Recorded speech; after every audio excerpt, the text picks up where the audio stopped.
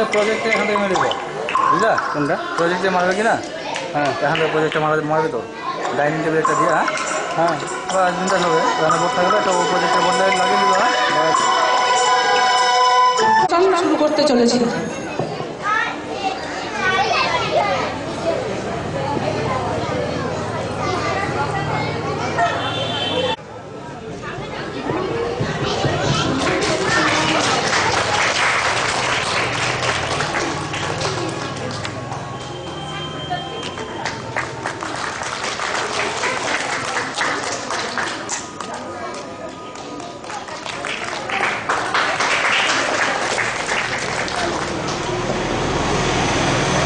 এবারে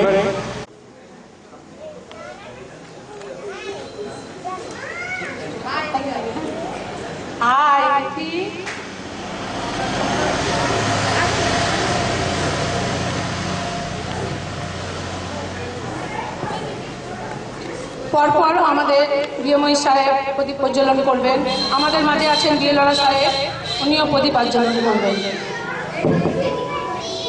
সবাই হাততালি।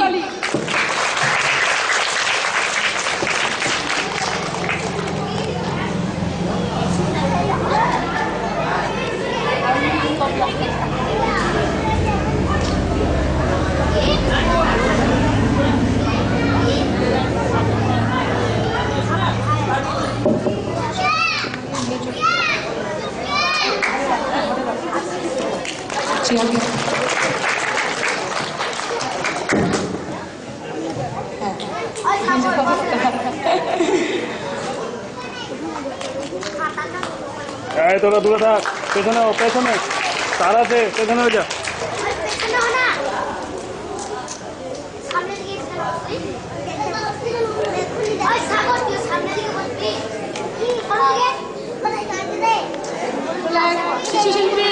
শিশু শিল্পীরা এসো, একজন এসো। এই বলছি যে আমার পাশ থেকে সব ওদিকে যা, ওদিকে ওদিকে এদিকে এদিকে এই পাশে এই পাশে আয়। তোরা চারজনই এখানে আয়, এই পাশে আয়। চারজন না তিনজন কে আছে একসাথে? এদিকে তিনজন আছে ওরা, না ওদিকে দেখ দূরে। যুব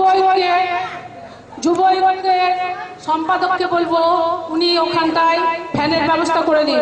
যুব ঐক্যের সম্পাদককে এবং মেম্বারদেরকে বলবো ওখানটায় যেন ফ্যানের ব্যবস্থা করে। ডক্টর তন্ময় শেটিয়া বিএলআর সাহেব আছেন আমাদের মধ্যে, আর এখানকার উদ্যোক্তা হচ্ছেন আমাদের এই এলাকারই এএনএম এবং আপনাদের কাছে সকলের কাছে পরিচিত শিবানিধি, এবং এখানকার যত অধিবাসী বৃন্দ সকলকে জানাই আন্তরিক শুভেচ্ছা। খুব ভালো লাগছে মালতীপুর জিপি আমাদের সবচেয়ে গর্বের জিপি পঞ্চায়েত, কারণ মালতীপুরই হচ্ছে চাচল 2 নম্বর ব্লকের প্রথম পঞ্চায়েত যেটা নির্মল গ্রাম পঞ্চায়েতের স্বীকৃতি পায়। আপনারাই পেরেছেন, আপনারাই করেছেন।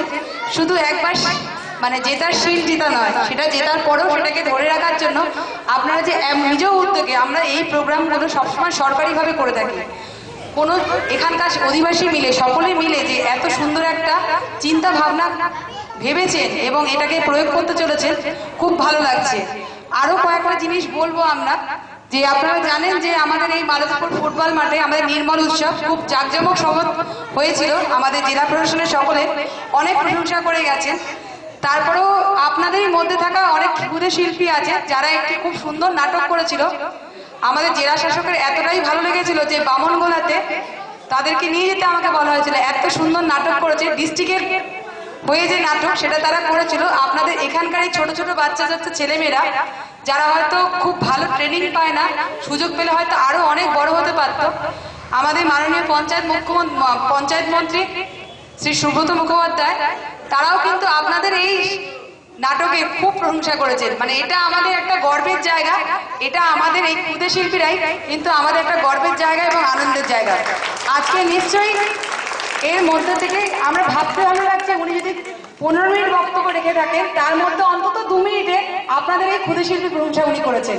মানে সেই মন্ত্রী মশাইয়ের চোখও এড়িয়ে যায় না। এটা আমাদের খুব গর্বের বিষয়। এবং স্পেশালি মালতীপুর যুব ঐক্য মঞ্চ এবং আমাদের যে দুর্গা মন্দিরের প্রাঙ্গণ, এখানে খুব ভালো ভালো অনুষ্ঠান হয়, খুব সুন্দর ম্যারাথন প্রতিযোগিতা 15ই আগস্ট প্রত্যেক বছর আয়োজন করা হয়, রক্তদান শিবির হয়, একটা সোশ্যাল মানে সামাজিক একটা অনুষ্ঠান বলতে যা যা হয় সবকিছু এই মাটিতে হয়। খুব সুন্দর যাচ্ছে, ভালো লাগছে। আজকেও অনেক অচেনা অজানা, আমারও অজানা, এবং আপনিও জানেন না আপনার সন্তান কত ভালো পারফর্ম করতে পারে, সেটা হয়তো আজকে এই কিছুক্ষণের মধ্যেই অনুষ্ঠিত। নমস্কার, ধন্যবাদ, সকলে ভালো থাকবেন।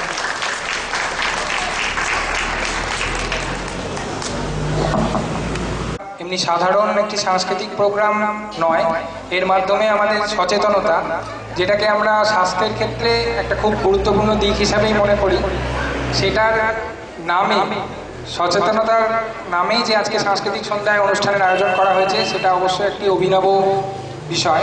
তার জন্য আমি উদ্যোক্তা শিবানী বিশ্বাসকে ধন্যবাদ জানাচ্ছি এবং এখানে যারা উপস্থিত হয়েছেন তাদের সবাইকে অভিনন্দন জানাচ্ছি যে এই প্রোগ্রামের মধ্যে দিয়ে শুধু সংস্কৃতি নয়, তার সঙ্গে স্বাস্থ্য, সবার স্বাস্থ্য এবং সার্বিক স্বাস্থ্যের জন্যই সচেতনতা। কি করলে আমরা আমাদের স্বাস্থ্য ভালো রাখতে পারবো এবং কি না করলে আমরা অসুস্থ হওয়ার সম্ভাবনা আমাদের কমবে, সেই বিষয়গুলো সবার সামনে তুলে ধরা, এটা স্বাস্থ্যের একটি বিশাল গুরুত্বপূর্ণ দিক, যার জন্য আজকের এই প্রোগ্রামটির একটি বিশেষ গুরুত্ব রয়েছে। আমি আমার বক্তব্য দীর্ঘায়িত করব না, উপস্থিত সকলকে শুভেচ্ছা জানিয়ে আমি বলবো এই ধরনের অনুষ্ঠান আরও ভবিষ্যতে অন্যান্য গ্রাম পঞ্চায়েত এবং অন্যান্য এলাকায় অনুষ্ঠিত হলে এই সচেতনতা বাড়বে এবং সার্বিক স্বাস্থ্যের উন্নতি হবে। আমার এইটুকু বক্তব্য বলে উপস্থিত সবাইকে ধন্যবাদ জানিয়ে আমার বক্তব্য শেষ। সংসদের ব্যবস্থা করেছি।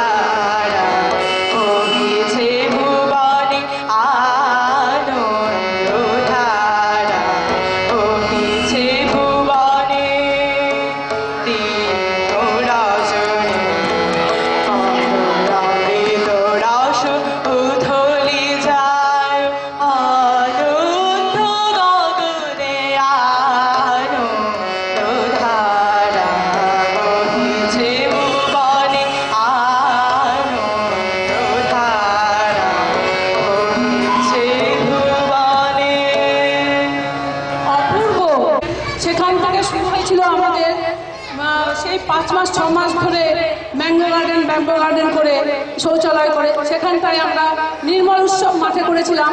তারপরে আমাদের হয়েছিল নির্মল ফুটবল। এবার আমরা ভাবছি আমাদের তরফ থেকে উনাকে নির্মল সাংস্কৃতিক সচেতনতা সন্ধ্যা একটি ছোট্ট কিছু উপহার দিই, এটাই তার জন্য দেওয়া।